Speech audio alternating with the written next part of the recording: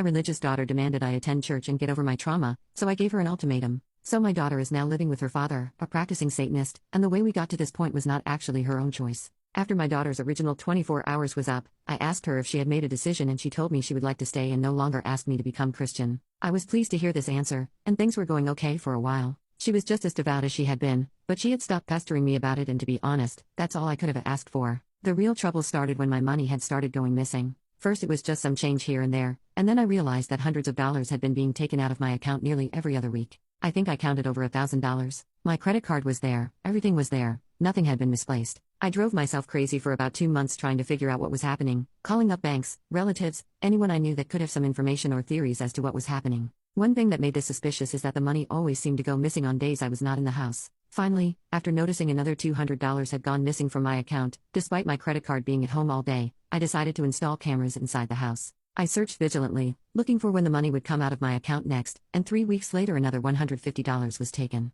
That's when I went through the cameras and saw my daughter taking my card and leaving the house, then returning about 10 minutes later. There is a corner store with an ATM 5 minutes away from the house, and I put the two and two together. The reason I could never know the money was going to be taken by her is because my bank did not send me notifications that a withdrawal had been made, and the only way I could check the amount of money on my card was if I checked manually online. My daughter knew this and used it to her advantage. I ended up pressing her about it later in the day, but she denied it, only admitting it when I showed her the camera footage. I asked her where the money was going, and who would have guessed it? Every single cent she withdrew was donated to the church. Needless to say, she ended up packing her bags and getting out the next day.